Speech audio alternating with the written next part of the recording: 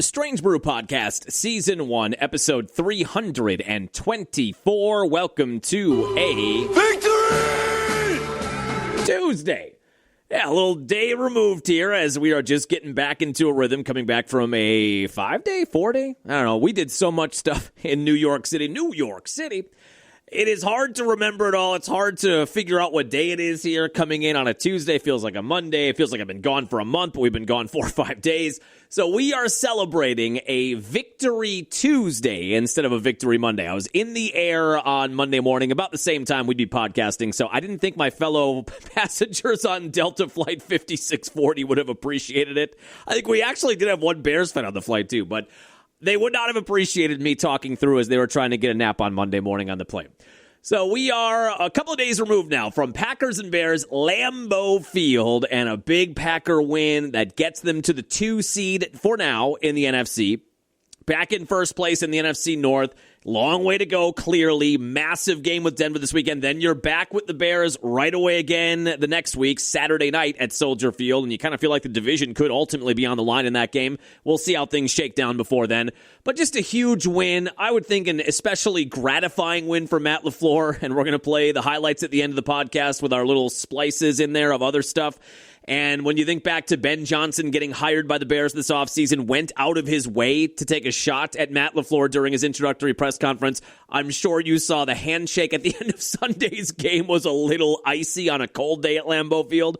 But I think that made it all the more enjoyable, not just for the fans, but for the team and for Matt LaFleur. 28-21 winners on Sunday. We're going to break that down. We're going to take our lap through the NFL. A lot going on in the NFL. And we will also kind of just head into a little bit of the Bronco conversation because you've got one of the biggest games on your schedule this weekend, but it kind of gets lost in the sauce a bit, sandwiched in between these two Bears games. But we'll hit on that. We're going to talk about Giannis. I wrote a blog last week. We podcasted on Wednesday coming out of that nightmare loss at Washington last Monday night. And then all of the trade rumors, we blogged about it first. I had no inside information. I was just speculating if you continue to lose games like this to terrible teams, that could be it for Giannis. That could be it this year if this is how bad they're going to be. And then sure enough, about an hour, I think, after we clicked publish on the Wednesday podcast, we had another Shams tweet, and we had Windhorst on ESPN and doing the radio rounds talking about how Giannis is asking for a trade, and now he officially wants out. And he gave them 25 games to see if they'd be a contender. And after losing to a 2-win Washington team, he decided that was it. All of those rumors were raging on Wednesday. Then Wednesday night, the Bucks are on the floor. Giannis gets hurt 2 minutes into the game. And now he's out 2 to 4 weeks with a calf strain. The waters of trade demands feel like they've calmed down since then. But the Bucks are in a precarious position right now. They are 10-15, fighting to stay relevant at all. And now you might not have Giannis until the end of the month, basically. We're going to break down all of the trade rumors, all of that stuff that happened last week. Bucks won that game Wednesday in dramatic fashion, then lost their next 2 games, and now have off until Thursday. We'll break that down too. Let's go. On the ground, a chance here. Durham to Hardy to first. Hit time! Yes! The Brewers win! Yes! Here comes Melvin to the 25, to the 20, Gordon 15, 10, 5, touchdown! Wisconsin! Record-breaking run! Morgan a smash up the middle, base hit to center. Here comes Gomez around third. A throw and the Brewers win! Here's the snap. He looks, he throws, it's complete interception. And there is your Super Bowl dagger. Booker the drive, gets inside, leans in, knocked away and stolen by Holiday. Phoenix has to foul on a pinnacle ball, throws it down. Swinging fly ball in the right center. Broxton is there, and they're the champions. They have done it. It's been a 50-year journey. Wisconsin, we've got a room at the top of the world tonight. The Milwaukee Bucks are NBA champions. Yeah, welcome in Tuesday morning. So here's what we're going to do. I want to give you, like we often do coming back from vacation, I want to give you a full vacation recap. If you've never been in New York City, if you've been but you've never been during Christmas time, a lot of fun stuff that we encountered during our time there. My wife and I took our 2 moms for Christmas in New York City. We played that, I think, on Wednesday. We'll play that tomorrow. But we did a ton of stuff. This was all booked through Costco. I want to talk to you about that. I want to talk to you about just New York in general, all the food we had, some of the best food I've ever had in my life, honest to God, starting on Thursday night with dinner at an Italian spot called La Pecora Bianca. We got some of the best tacos I've ever had right off of Times Square at Los Tacos No. 1. We had a rooftop menu at Westlight in Brooklyn on Saturday. Tremendous food. One of the top, it might be the top. I don't want to be a recency bias guy, but if it's not number one, that meal we had Saturday night in Brooklyn, if that's not number one, it is for sure top three. It's Mount Rushmore best meal I've ever had in my life. I want to talk all about it. Empire State Building, Statue of Liberty, all the stuff we did. The tree at Rockefeller Center is amazing. We stood in line for the Today Show. There's a lot of stuff.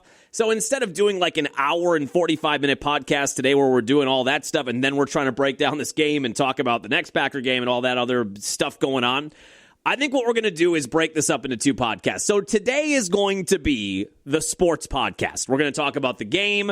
We're going to talk about the other NFL stuff. We're going to talk about this whole Bucks Giannis situation that cropped up again last week. And then tomorrow, we're going to have a 3-podcast week. We're going to have the hat trick this week.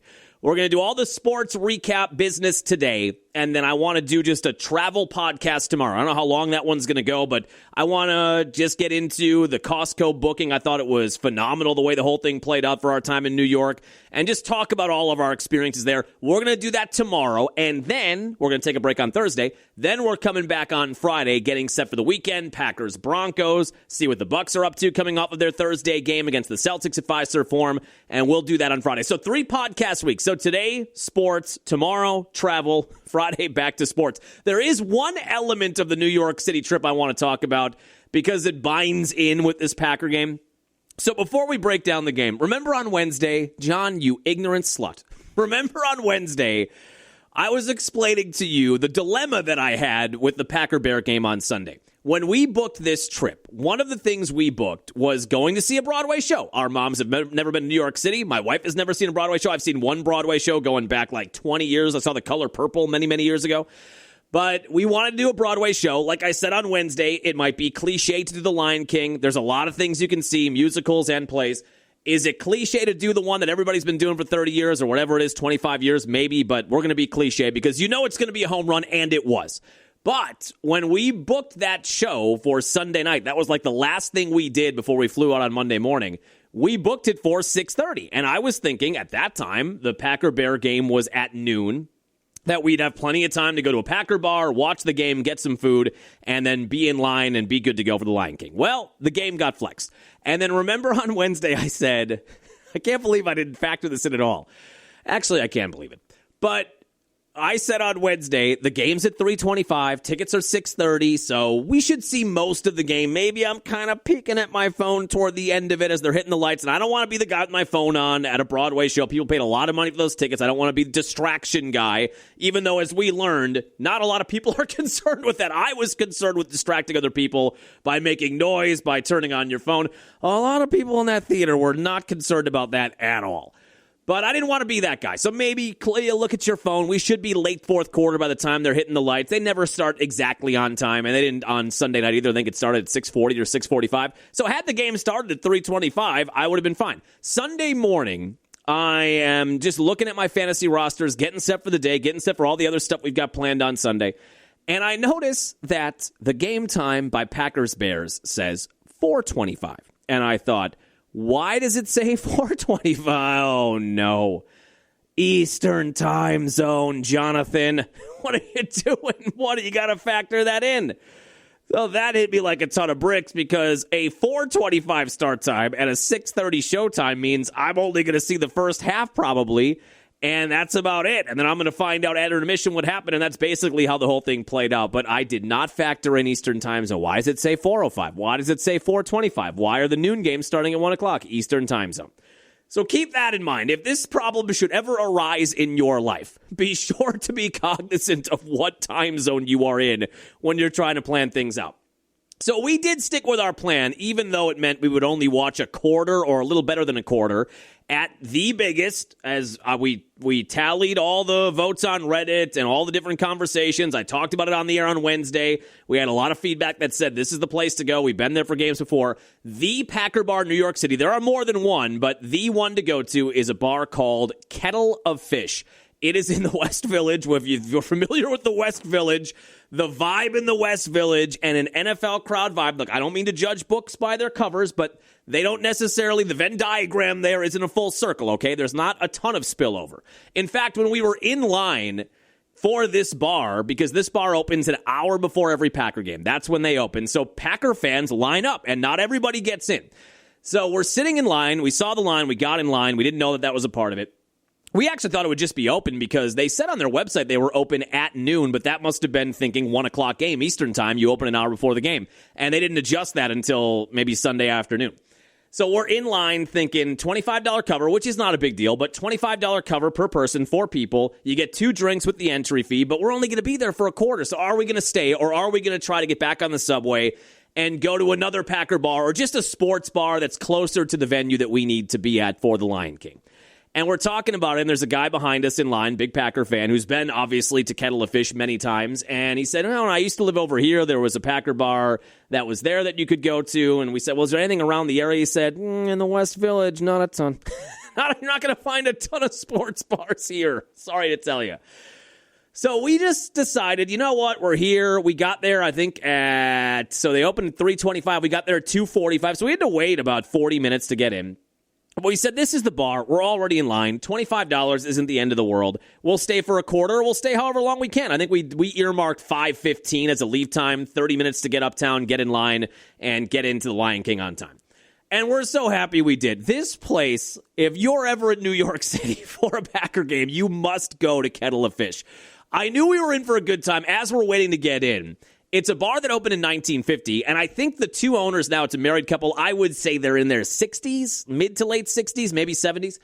And I think they're, based on what I've read, second-generation owners of the bar. So the woman who is co-owner of the bar and sort of in charge of the door, I didn't know that that's who she was. We were getting close to the doors opening, and all of a sudden this woman in a Packer shirt and a hat and 2, crutch canes starts walking into the street across from the sidewalk where we are.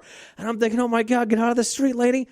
And there were some folks making some noise in an adjacent park, and obviously people were talking in line. And she basically goes, everybody, shut up. Everybody, shut their mouths for 2 seconds. I have something to say. It was like Ron Burgundy. I have a very important announcement to make. And I'm thinking, I don't know who this lady is. And she just waits for everybody to be quiet. Shh, everybody be quiet.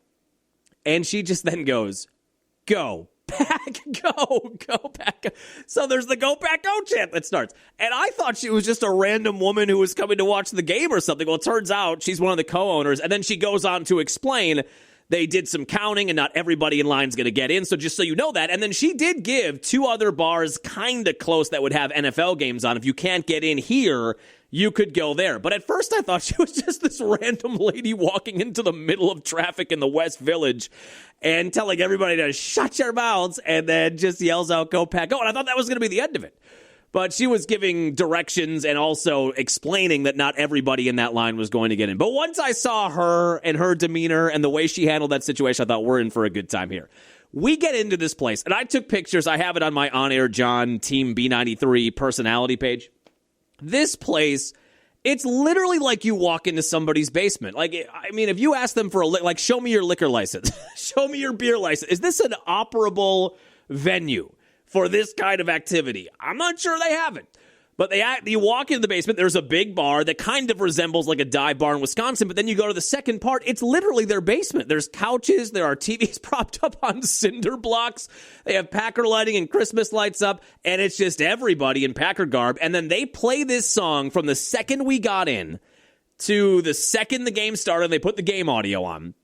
They played the Eddie J. Lemberger. Now, some of you know, if you listen to this podcast over the years or you listen to the B93 Morning Show, we play sometimes the Eddie J. Lemberger song, Bucks Lust, a song he wrote about the Milwaukee Bucks. If you haven't heard it, I would highly suggest Spotifying it.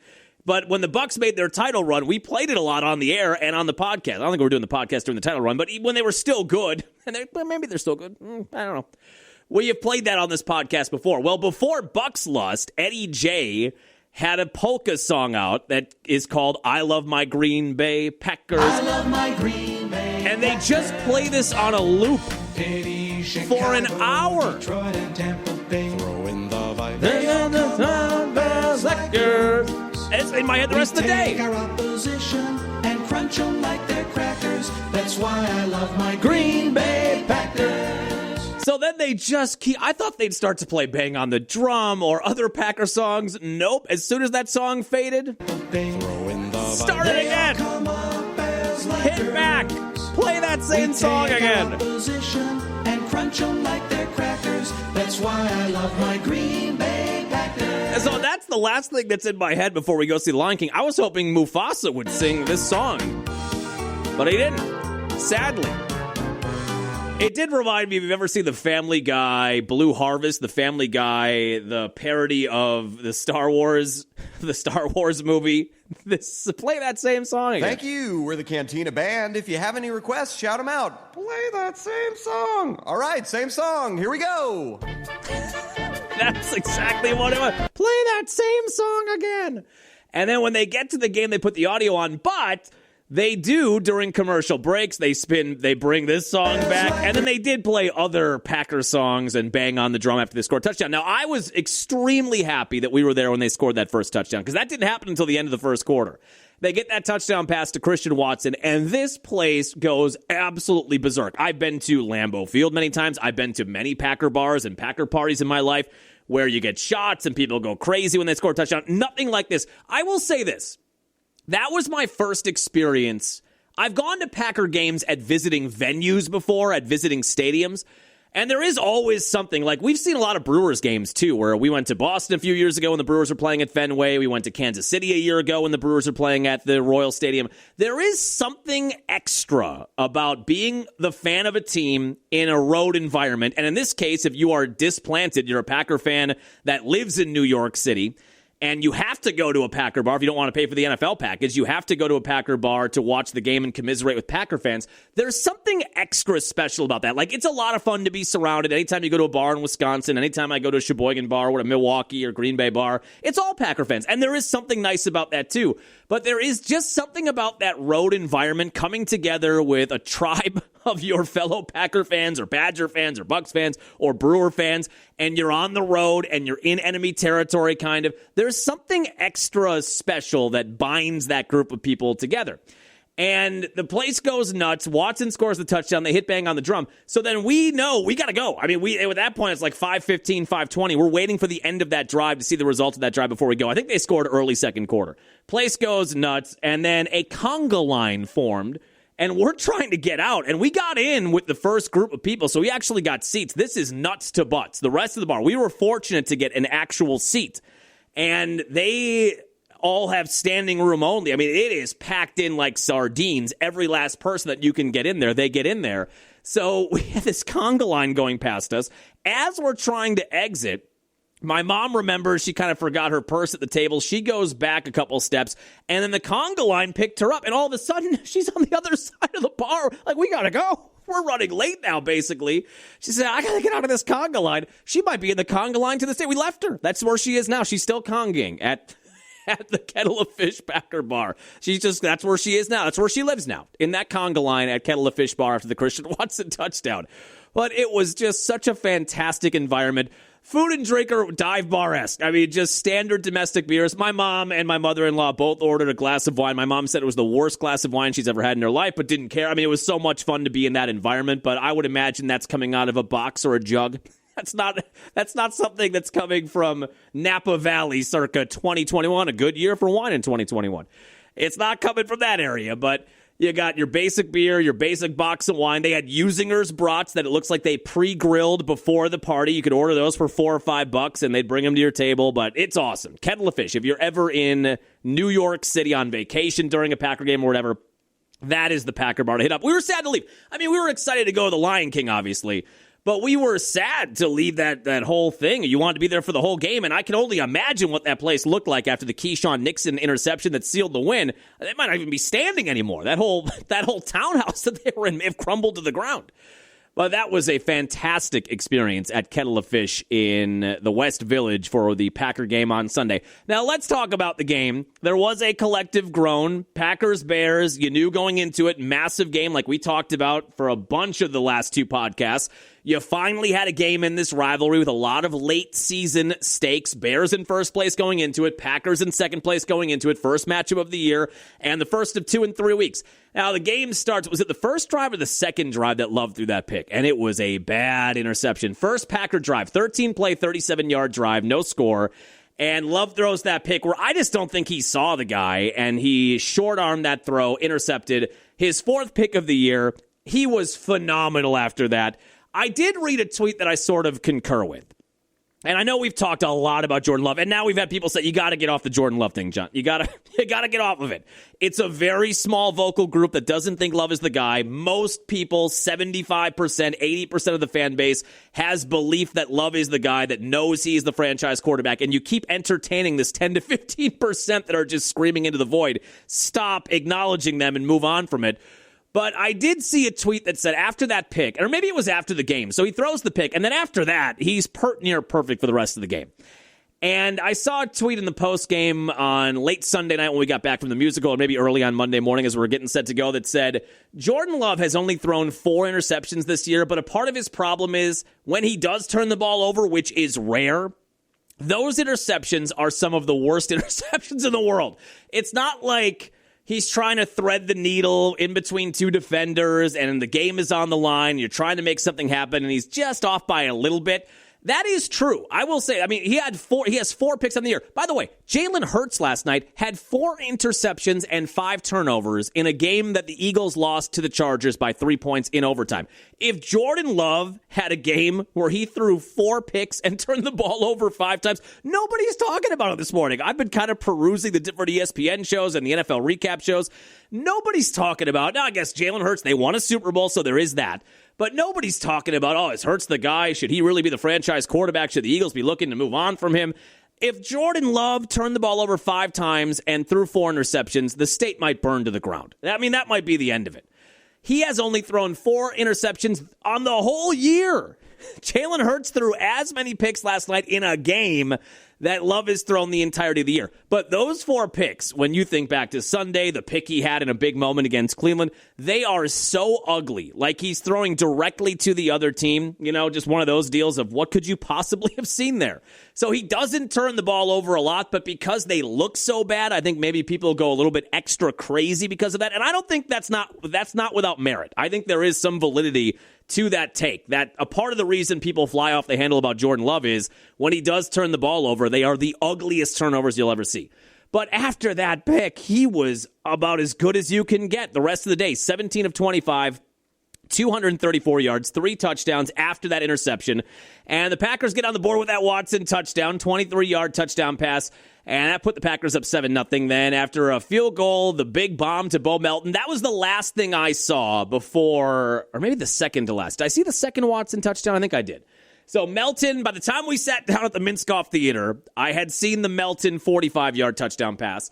And then early third quarter, the Bears make it a game again. They had a really good second half offensively. I saw some conversation about that coming out of the game on Sunday, that the Packer defense was extremely good in the first half, not so good once the adjustments got made in the second half, but they got fortunate that Caleb Williams, taking the baton from Mitch Trubisky before him and Justin Fields before him, or was it Fields, then Trubisky, then Jay Cutler?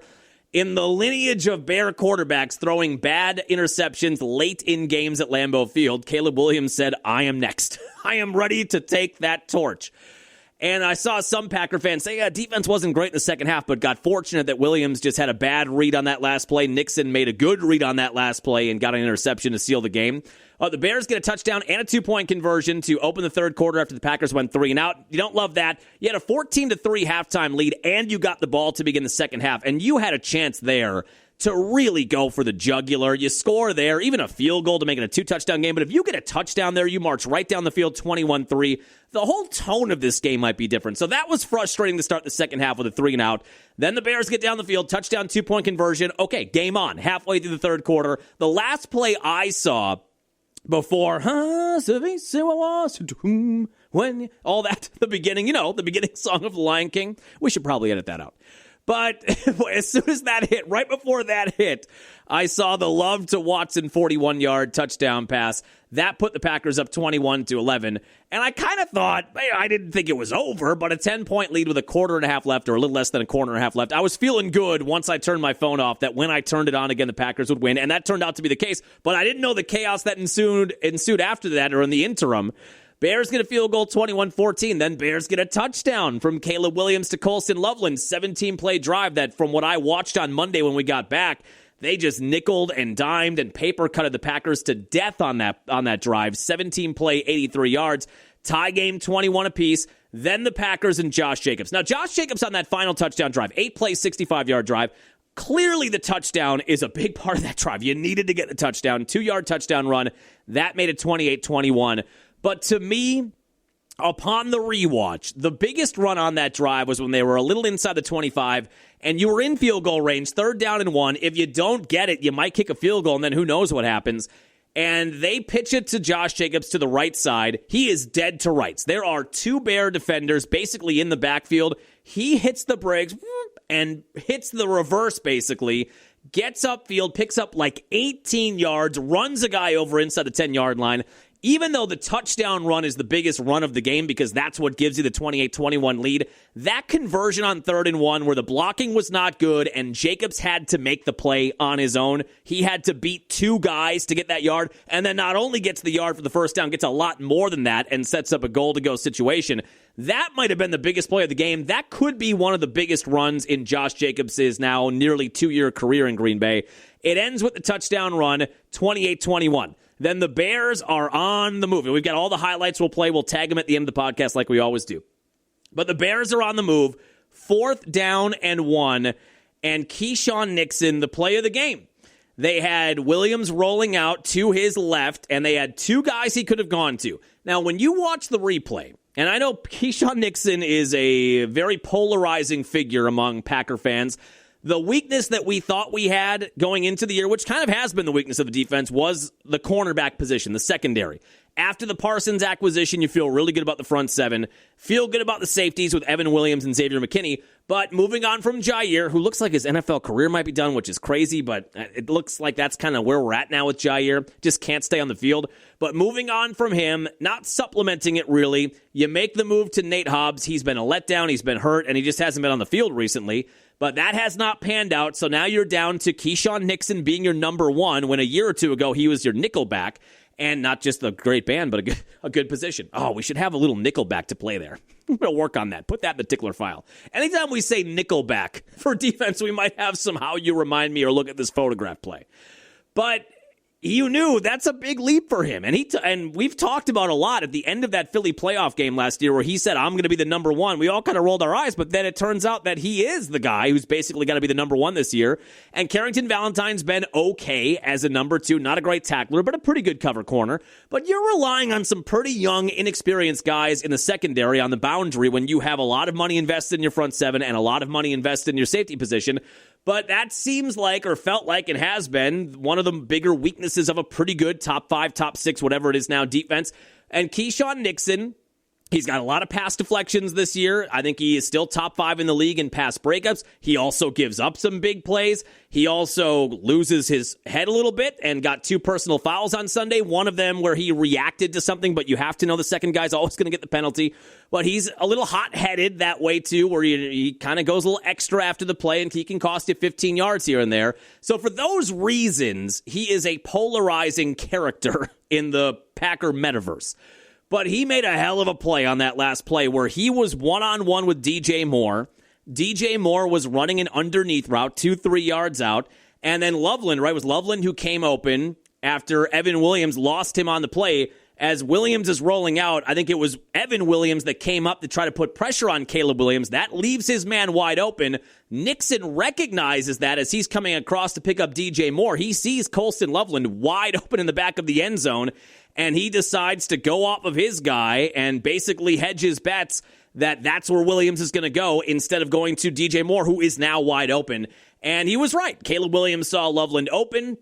He makes the throw. It's short, but if Nixon isn't there, I think it's probably a play that Loveland makes. But Nixon kind of sneaks in there at the last second when Williams is expecting him to cover DJ Moore, and he gets the game-sealing pick. If you look at the all-22, if Williams waits a beat, which he probably had time to do, but I guess if you've got a guy in the end zone, you think you're going to score the game-tying touchdown, or if they would have gone for 2, which I think they would have, had they scored that touchdown, I think with 25 seconds left, Ben Johnson goes for 2 there, and they basically go for the win. Packers would have had, a timeout left or 2 timeouts left in 25 seconds to try and get in field goal range, but we know how that's gone this year. And if he would have waited that extra second, he would have had DJ Moore coming open because Nixon abandoned him. But when you see a guy in the end zone and you think he's open, obviously you're going to throw it 100 times out of 100.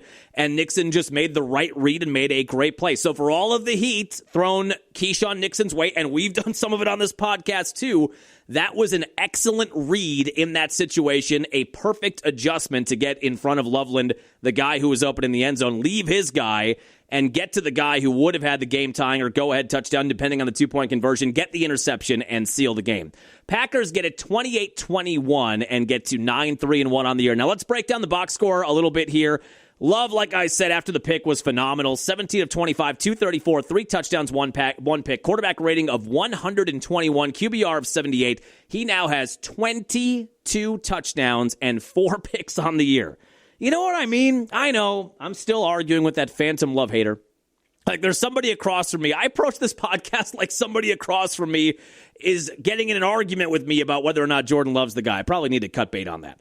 But he now has thrown for over 3,000 yards this year, has completed 67% of his passes, 22 touchdowns, 4 picks, quarterback rating of 105, QBR of 73, all the best numbers of his career. And right now, he's not going to win the MVP, okay? It looks like Matthew Stafford, if he's healthy, is probably going to win the MVP. Right now, Jordan Love, on basically any app, on FanDuel, on DraftKings, whatever, Jordan Love has the 3rd best odds to win the MVP. I think it goes Matthew Stafford, then Drake May, then Jordan Love. So that's where he is at. That's how Vegas views him. That's how NFL analysts, for the most part, view him. That's the kind of year he's having. Josh Jacobs on the day, really solid. 20 carries, 86 yards, 4.3 yards a carry, had that touchdown, and again, came up big when the game was tied on that final drive. Big, big plays from Josh Jacobs, who now has how many touchdowns this year? I think he does. Yeah, he has his per carry average up to 4 now, which is kind of that threshold where you want it to be 4 or better, and he's been sub 4 a lot of this year. He now has 12 touchdowns on the year, though. He's also got 31 receptions. He has now counted over 1,000 yards of total offense and 12 touchdowns on the year. He's a touchdown machine once you get to the goal line or get inside the 5-yard line. Jaden Reed made his return. What an extra weapon to have out there. And they got him involved early.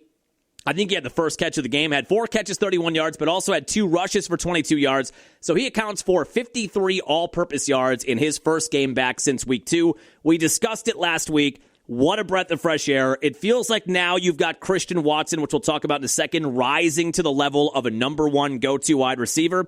And now you get the guy who the last 2 years has been kind of your go-to, as we went over, a guy who has accounted for 1,000 all-purpose yards in his first 2 years in the NFL, in each of his first 2 years.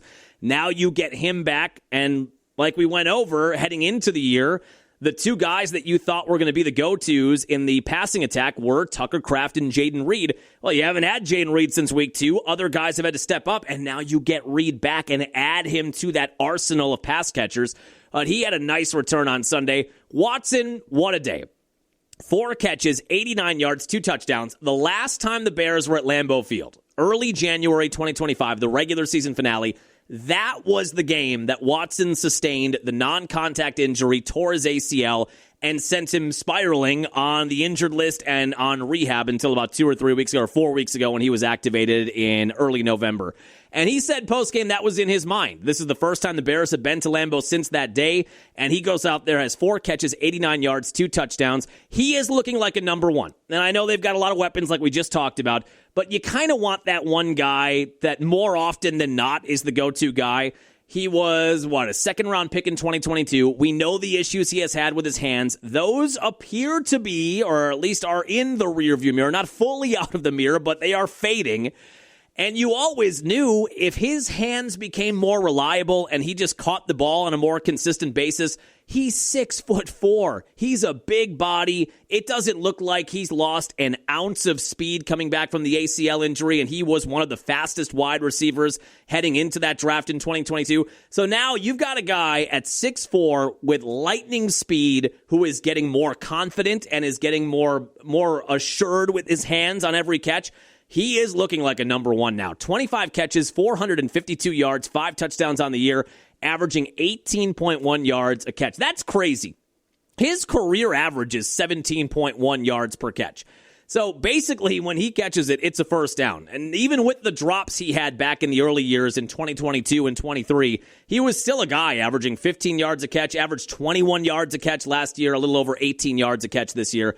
But I think, as we talked about, an extra special moment maybe for Matt LaFleur, given the Ben Johnson conversation heading into the year, that had to be an extra special game on Sunday with Christian Watson when you think back to the last time the Bears were at Lambeau Field and the injury he sustained. Bo Melton, the wide receiver, turned corner, turned back wide receiver and kind of corner, but also special team standout. He had the one catch for 45 yards and the touchdown. Reed had 4 for 31. Musgrave 2 for 22. He had the drop. I feel like that should have been a catch. First quarter. And the bar, Kettle of Fish Bar, definitely thought it should have been a catch. When he had that and the place went nuts, they go to review, they go to commercial, they come back. We all thought it was going to be a catch, and then it's not. People went crazy. But 2 for 22. If he hangs on to that one, he has 3 for then, 54, 55 yards. Josh Wiley had 1 for 21. Fitzpatrick 2 for 14. They found some ways. It was never going to be Tucker Kraft, but if you add up all 3 of those guys, Musgrave, Wiley, and Fitzpatrick, they combined for 5 catches and 65 yards? That's not too bad. Chris Brooks had 1 for 6. Jacobs had 2 for 6 as well. Defensively, again, second half, not the best. Kingsley Enagbare had the only sack on the day. Micah Parsons just gets held every play. I know we talk about it every podcast. I thought Sunday it was even more egregious on the Bears side.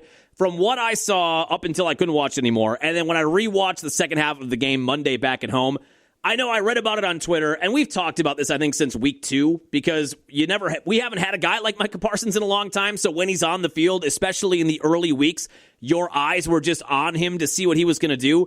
And I think if you go back to a recap after week 1 on this podcast or a recap after week 2, I think at that point we said, man, this guy just gets held all the time, and they never called. It's kind of like Giannis. It's kind of like the Giannis effect in the NFL, where Giannis, it feels like, never gets a call and gets called a lot the opposite way. But it just feels like sometimes if you're a superstar player, they just don't give you the benefit of the doubt on some of those calls. I thought it was glaring on Sunday how many times he would get pressure on Caleb Williams and how many times he was held or double-teamed or chop-blocked or wrapped around the neck or the shoulder pad. It's insane. And Matt LaFleur did talk about it post-game a little bit. Kind of like how Doc talks about Giannis. I mean, at some point, what can you do? All you can do is talk about it. But if it's not going to change, all you can do is accept it and try to find ways to beat it. But I think Matt LaFleur said on either Sunday after the game or during his press conference on Monday yesterday, said, I guess I just don't know what holding is anymore. I guess I just don't know. If those aren't holds, I suppose I just don't even know what a hold is anymore. But he had a big impact on the game, but it was frustrating watching how many times he would get hogtied, just get wrapped around the throat, get like a clothesline, a drop kick, and he just never gets the call.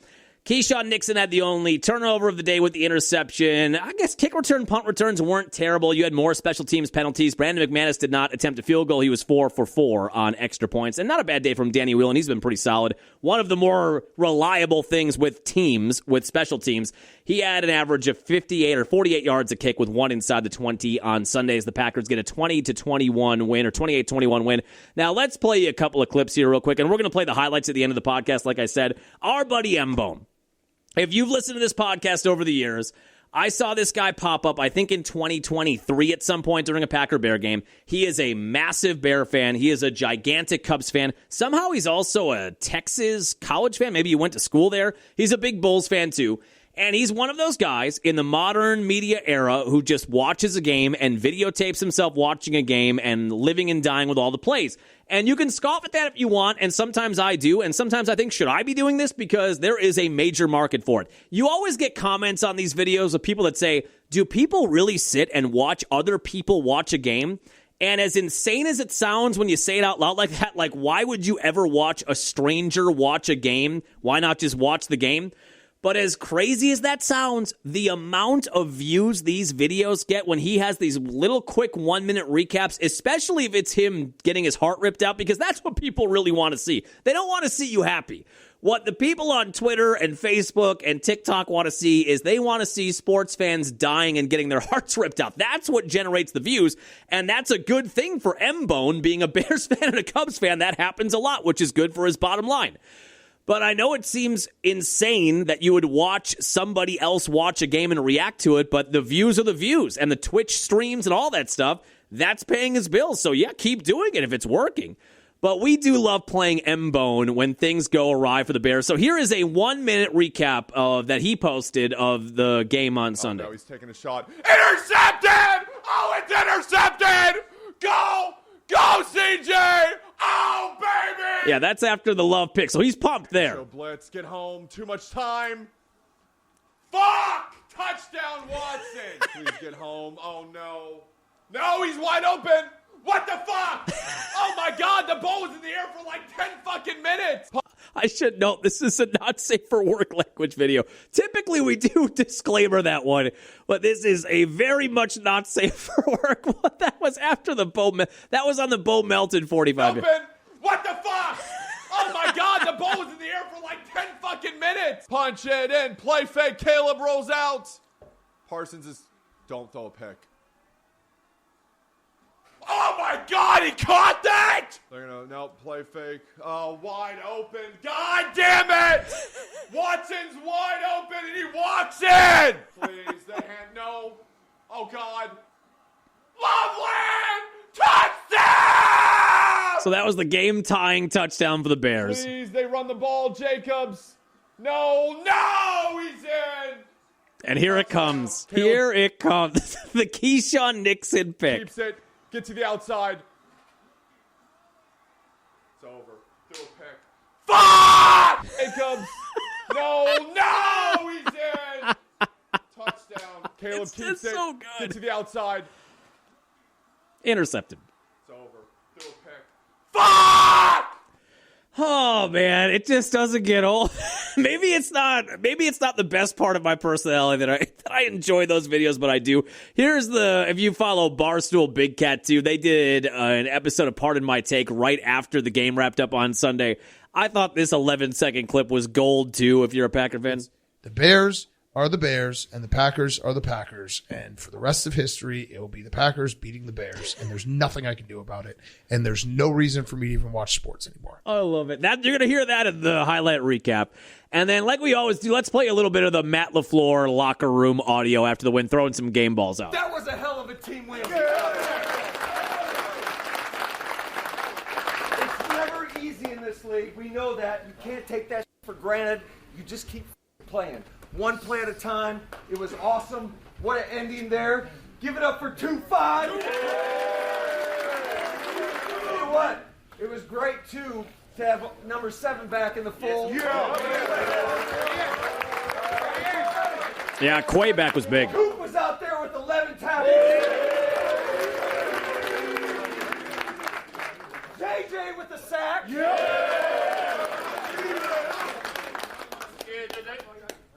How about Josh Jacobs, man?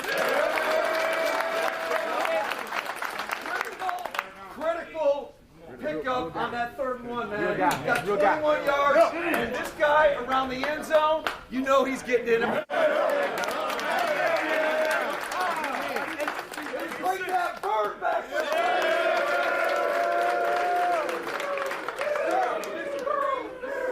How about Bo Melton, man?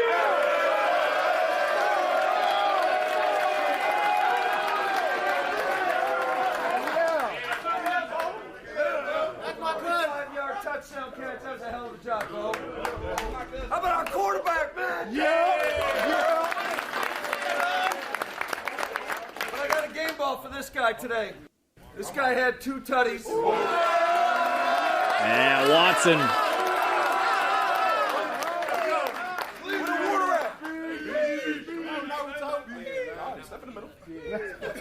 Hey, real talk.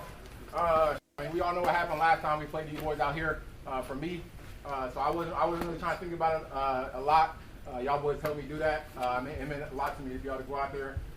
First off, to be out the game healthy and be out there with your boys get a job. Yeah, so Watson got the only game ball after just a standout performance on Sunday. And given the context that we talked about of the last time the Bears were at Lambeau at the end of last year, what happened there to be all the way back and appearing to be, like I said, on the rise of a number one wide receiver in the NFL. Packers get the 28-21 win. Now, after the NFL, week 14? Let's take a quick lap in the NFL. Lions got the win Thursday night. We scored a win gambling-wise there, 44-30. So the Cowboys are kind of tilting out now of the playoff picture. Lions stay alive, but now still 2 full games back of the Packers in the NFC North. Seahawks just rout the Falcons 37-9. Now, the Bills beat the Bengals. So the Bills get to 9-4. As if you've listened to the podcast since the beginning of the NFL year, you know I made a very stupid bet ultimately. It didn't feel stupid at the time, but the Bills were heavy favorites before the year to win the AFC East. So in the gambling world, I had to spend a lot to make a little bit of money, or half the money that I wagered, because they were heavy favorites, but I felt like no one was going to threaten them. I did think the Patriots would be better this year, but I didn't think they'd be 11-2 better. So the Bills beat Joe Burrow and the Bengals. We watched the end of that game at Kettle of Fish. Bills win 39-34, so they keep their lives alive for that AFC East Division Championship. It's not likely, but now they have a chance. They are at New England this coming weekend. That is a must-win. That would get them within a game, and then we'll see what happens after that, but you need to have that one. But they had to beat the Bengals to get to the must-win. That was the must-win to get to the must-win this weekend, as Josh Allen went nuts in the snow in Buffalo. 39-34 win there. Titans-Browns ended up being kind of entertaining. 31-29. Titans get their second win of the year. Shador had 3 touchdowns, almost 400 yards in the air. The gambling pick that we lost was Commanders -1.5 in Minnesota. You got to tip your cap to J.J. McCarthy after all of the criticism lobbed his way following his poor performance at Lambeau Field, then the concussion, then he was out, and is he ever going to be the guy? He threw 3 touchdowns. I don't think he turned the ball over, and the Vikings dominate the Commanders 31-0. Did he not turn the ball over? No. Quarterback rating of 130. Probably his best game, maybe his second best game if you factor in the comeback against the Bears in week 1 in the fourth quarter. The Vikings get to 5-8 with that win. Dolphins have a little life. They're 6-7. They smoke the Jets 34-10. Saints over the Buccaneers. Our Baker Mayfield MVP bet is deader than anything that has ever died. 24-20 Saints win in Tampa. Tampa falls to 7-6, and they are now tied with the Panthers. The Panthers could be a division winner. Jaguars over the Colts 36-19. We're going to talk in a second here about the Texans and where they factor in now with our bet for the Texans to win that division. But the Colts now fall to 8-5. Daniel Jones sounds like he's done for the year. It sounds like, according to last night's tweets about it, it sounds like the Colts are calling on Phillip Rivers to maybe come in for a tryout. How old is Phillip Rivers? I feel like he's 50. But I think he was he in Indy 2 years ago and then he retired? He has not played since the pandemic year of 2020. He was born in 81. He just turned 44 years old yesterday on December 8th. But it sounds like that's a real thing. Like they are really calling Phillip Rivers, the Colts are, to see if he can maybe give them anything. But the Jaguars are now 9-4, and the Colts fall to 8-5. How about the Steelers in Baltimore? How about Aaron Rodgers? Did you see Aaron Rodgers throw on the championship belt after he ran for a touchdown? I gotta say, I know I've been over how much I hate that I can't quit this guy. That did hit me a little bit. Big battle for the top of the AFC North. 2 teams tied going into it. Steelers on the road. He hit that championship belt. That whole Steelers sideline went berserk when they saw that, and they win 27-22. He threw for a touchdown, too. So now the Steelers have a game lead on Baltimore with a road win in their back pocket in the AFC North. My Broncos got a win against Vegas. That was the most controversial finish of the day. The Broncos won the game 24-17. It was a 24-14 game with seconds left, and the Raiders were in field goal range, and they kicked the field goal with time expiring. One can only assume so that they could at least cover on the day. It was a 7.5-point spread. Do you know how many parlays and teasers and things that went by the wayside because the Raiders decided to kick that field goal with a second left to make it a 7-point game instead of a 10-point game, and they cover as 7.5-point dogs. Rams blow out the Cardinals 45-17. My Texans go to Kansas City and they may have ended the dynasty. I don't know. I think the Chiefs will find a way to get it back on track next year. It looks like their year is done, though. Texans win in Kansas City 20-10. So the Texans now are 8-5. They are tied with the Colts in second place. They have the tiebreaker there. They are a game behind Jacksonville for the AFC North lead. And again, we have the Texans, or AFC South lead. We have the Texans to win that division on a plus 110 bet we made preseason. It looked like it was out to sea, but it's back now. It's come back to port. We have come back. They're only a game back of the Jaguars now for the lead in the AFC South as they beat Kansas City 20-10 on the road. Yeah, Chiefs are not mathematically out of it, but at 6-7, it's hard to envision a path. A couple of other things that happened yesterday. Well, one, I guess, we have the over on the Broncos. I know I've told you we're heavily invested there. The future on them to win their division has not cast yet, but they're 2 games up on the Chargers. Chargers beat the Eagles last night, as we said. Jalen Hurts turned the ball over 5 times. Chargers won that game 22-19. So the Chargers are 2 games back of the Broncos in the AFC West, but the Broncos feel like they're in the driver's seat there, unless the Packers go and beat them, and then the Chargers win, and then things get a little dicey. But the other thing that hit for us yesterday, the Rams over on 9.5 season wins. They beat the Cardinals, like I said, so they get to 10-3. So the over on the Broncos season win total has hit. The over on the Rams season win total has hit. And we are now 2 wins away from the Steelers over hitting as they got to 7-6 with that win. We've got them over 8.5. We've also got a future on them to make the playoffs. And they're maybe in a little bit closer of a spot now coming out of Sunday. Well, they are in a little bit closer of a spot. Not sealed, not mortal lock status, but getting better now with that win in Baltimore. But that Rams over that we had preseason did hit as they get to 10-3 with that win in Arizona on Sunday. Now, if you look at this slate of games, and Matt LaFleur, he was very quick to turn the page in the Sunday press conference and the Monday press conference yesterday because you've got a gigantic game coming up this weekend.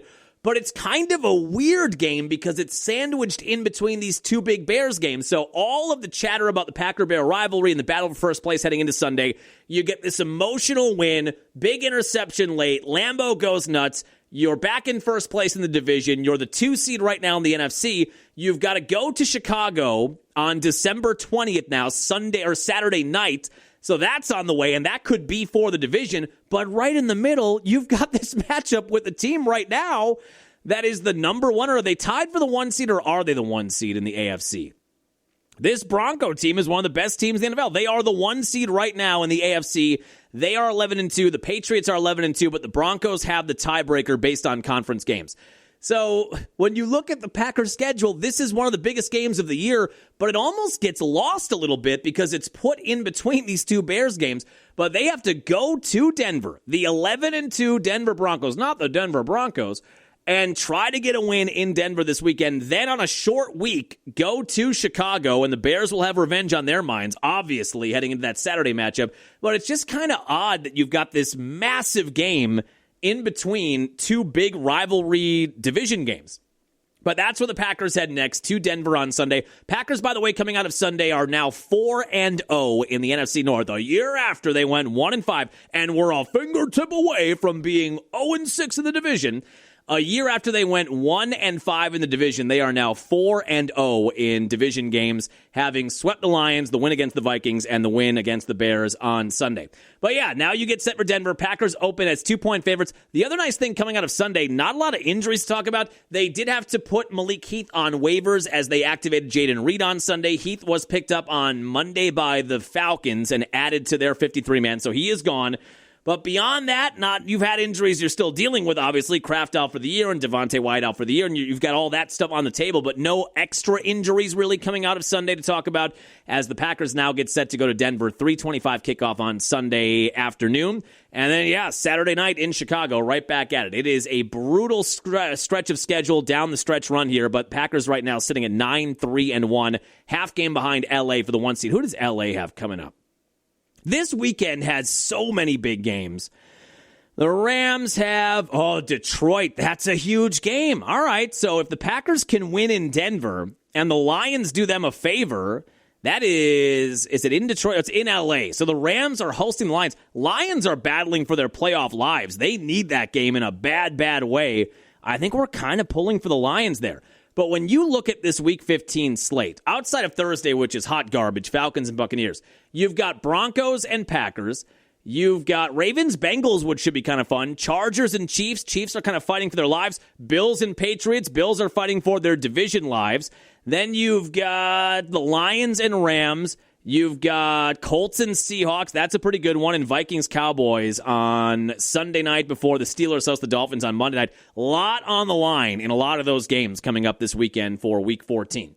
Packers and Broncos now. Try to turn your attention to that as they get set to take on the number one team. Super Bowl preview, maybe? 3:25 kickoff on Sunday. Now, let's go over the Bucs, and then we're kind of going to get out for the day, and then we will do our travel pod tomorrow. I told you, I could sense this was coming last week, Wednesday, and it was maybe an hour after we clicked publish on the podcast on Wednesday before I got out of town that all of the Giannis stuff started to erupt like Mount Vesuvius. I mean, it was insane on Wednesday afternoon. But coming out of that game on Monday in Washington, where they lost, and we recapped that on Wednesday. I blogged about it on Tuesday. The Bucs went to Washington last week, Monday. They lost to a 2-win Wizards team that is actively tanking and trying to rebuild. And the Bucs went there basically fully healthy, minus Taurean Prince, and just pooped down their leg, lost that game. Giannis looked disengaged by the end of it. And I wrote a blog on Tuesday, and we talked about it on Wednesday, and I said, if things keep going this way, because we said before the year, Giannis has one more year left on his deal after this year. But that means something is going to happen this offseason. They are not going to go into next year with just 1 year left on his deal. So he is either going to sign an extension to stay in Milwaukee, or he is probably going to request a trade to leave Milwaukee at the end of this year. We always called this year, when the year began, a trial period. It's like a trial run with Hulu or Netflix or whatever. And then after a week or 10 days, you've got to decide whether you're opting in or you're opting out. That's what this year feels like for Giannis. And it started off so good. They won 4 of their first 5 games. They won on national TV. And then Giannis got hurt, and Taurean Prince got hurt, and Kevin Porter Jr. got hurt, and they were banged up, and it's been pretty bad ever since. They were 8-5 following an overtime win against the Hornets on Friday, November 14th. Since then, 1, 2, 3, 4, 5, 6, 7, 8, 9, 10. They've lost 10 of 12 games and are now 10-15, and that includes this weekend. But coming out of the Washington game, they fell to 9-13, and it was such an ugly loss and a demoralizing loss. I just wrote a blog that said, if this keeps going this way, this is going to be the last year of Giannis in Milwaukee. And then we talked about it Wednesday. I clicked publish, and then all of a sudden, Brian Windhorst of ESPN did an interview on ESPN Radio in Cleveland where they asked him about how bad the Bucs loss looks and where they're at and kind of floundering at 9-13. And Windhorst, the embers of the Giannis offseason rumors had kind of almost gone out. And then the losses have been piling up. And then Windhorst just blew all over those embers. He tossed some kerosene on them. And he reiterated that Giannis in the offseason asked to be traded to the Knicks. It's not that it was a rumor. His reporting was, which he backtracked on a day later, but on Wednesday, his reporting on that interview was that Giannis has not been thrilled with the way things have gone. And you go back to this past summer, Windy said Giannis legitimately asked to get traded to New York. Like the Bucs called the Knicks and asked them what their offer would be for Giannis. And that stoked the flames. And then all of a sudden, Shams, our old friend, Scams Tarania, he started tweeting about Giannis again and how it sounds like he wants out. Then we saw all kinds of reports that said that Giannis gave the Bucs a 25-game trial this year, and he told them that. And then after 25 games, which would pretty much be after that Monday game, that was 24 games in, that if it didn't look like they could contend for the playoffs or a title, that he wanted out. Those rumors were out there. All the while, the Bucs have a game to play on Wednesday. As these rumors are getting fanned and really starting to rage again, they've got the number 1 seed Pistons at Fiserv Forum on Wednesday night. So it kind of had the feeling like things are going to be kind of awkward here. If these rumors are true, you've got a floundering team. It sounds like their superstar wants out, and then you've got to take on the number 1 team in the conference that night. So Giannis, that night, it looked like gave his team an extra long pep talk before the game. Doc Rivers before that game said, for the 8 millionth time, I'm paraphrasing, but this is kind of what he said. He said, for the 8 millionth time, Giannis has never asked for a trade. We have never explored trading for him. I don't know why we have to keep going over this. And that did kind of calm me down on Wednesday, because by the time we got to his press conference at 5:30 or 6 o'clock on Wednesday night, I was thinking Giannis this might be real. Like, I've kind of laughed at and scoffed at and gotten irritated by all of the rumors prior to that Wednesday. But it just had a different feel to it, and just talking to some of the Bucs fans in my life, texting with them or messaging them on Facebook or whatever, I kind of said, this one feels a little more serious, and they all agreed. So by the time we got to the Doc press conference on Wednesday, I kind of feel like Giannis wants out, and are they even going to play him? You know, that crossed my mind too. If he does want to trade, why risk injury? You know what I mean? Like, why is he even going to play until he's available to be traded? So they go on Wednesday. 2 minutes into Wednesday's game, Giannis goes down, kind of a non-contact injury, grabbing once again at that right calf. Calf injuries, so hot right now, calf injuries. I have never seen so many calf Achilles injuries in my life, but that's what happened. Remember, it was it 2 years ago, right before the playoffs, he went down with that calf injury, never played in that Indiana series, and it looked very similar. The way he kind of went down, the way he was grabbing at that calf, the look on his face, he limps off, and then the Bucs get down by 19, but they rally without Giannis and play one of the best games of the year. And they hit shots late and get stops, and they rebound, and they win the game. So all day long, you had these Giannis rumors. Then you go out, Giannis goes down first 2 minutes of the game. Then you're down by 19 to the number one team in the conference, but they rally and win 113-109. I don't think it's a stretch to say one of the biggest, or maybe the biggest win of the year that got them to 10-13 on the year. Now, the news came down on Thursday. Giannis had an MRI. It is a calf strain. It is not an Achilles injury or a torn Achilles, so that was good news. But he is going to be out with that calf strain 2 to 4 weeks, which means almost the entire month of December. And even though you won that game on Wednesday to get to 10-13, you saw what happened when Giannis went down with the groin injury. They didn't win a game. So now you're staring at maybe 2 to 4 weeks, a full month, which means what? 12, 13 games you're going to have to navigate without Giannis.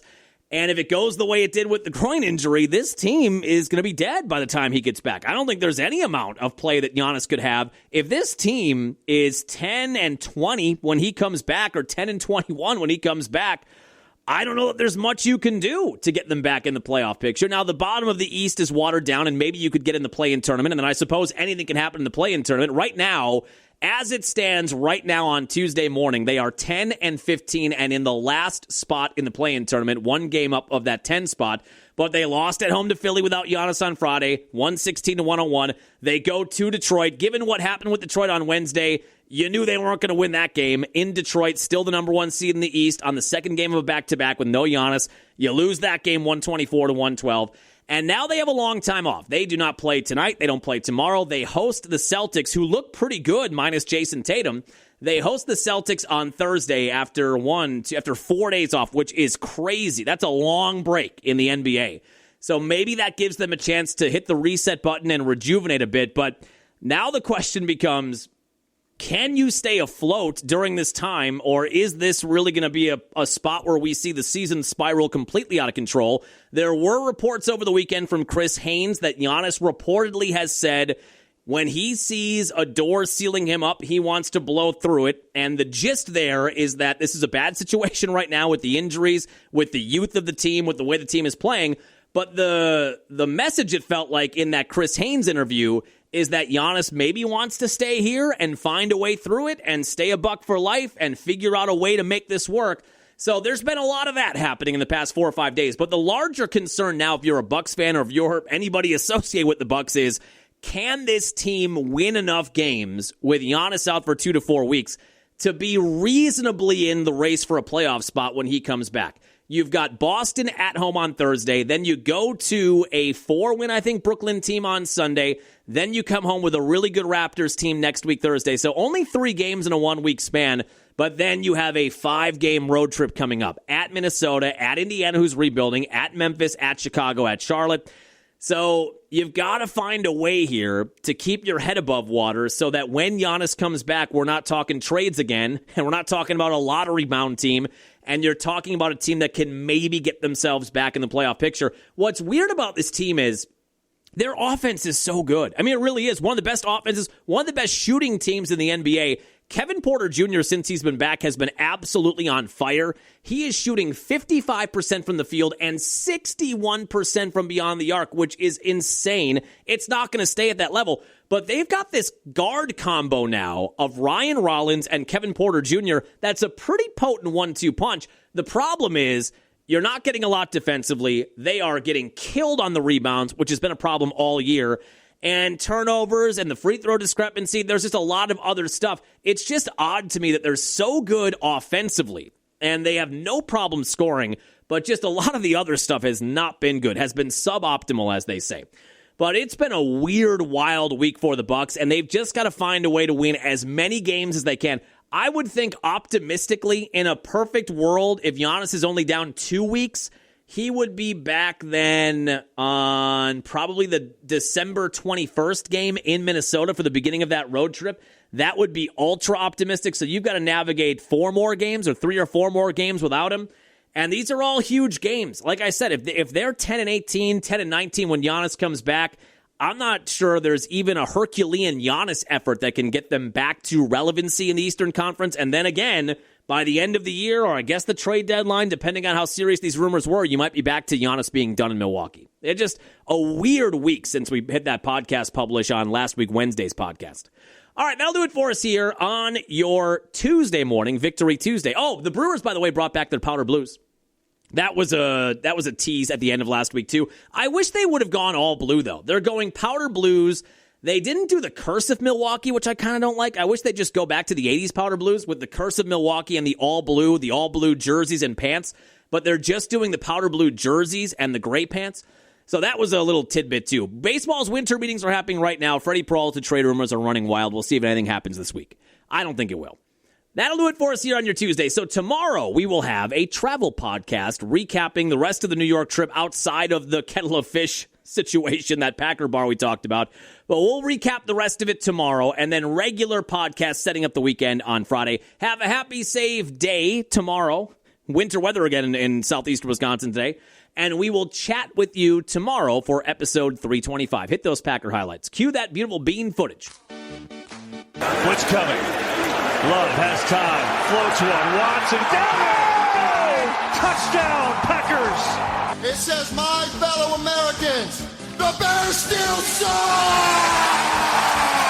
He's a speedy rookie. Love loading up. Going deep. Down the field. Has a man. It's caught! Touchdown, Bo Melton and the Pack. As always, go Packers. The Bears. Matchup on the inside part of that defense. Breaks through. He's in trouble. Smash! Enagbari got through. The Bears are the Bears, and the Packers are the Packers. And for the rest of history, it will be the Packers beating the Bears, and there's nothing I can do about it. A quick throw. Watson with the speed. Uh-oh! Christian Watson in a foot race, and he's going to win it. Touchdown, Green Bay. The Bears still suck. 3rd and goal. It is Jacobs plowing up the middle. Josh Jacobs is in. Touchdown, Packers. To be quite frank with you, I kind of enjoyed beating Matt LaFleur twice a year. 4th and 1, Chicago. Just inside the 15 of Green Bay. They get motion to the tight end to the right. Fake to Swift, bootlegging left. Williams looking, floats the end zone. It's intercepted! Interception! A leaping interception by Keyshawn Nixon. And there is your dagger! Great win for the Green Bay Packers. These fans deserve it.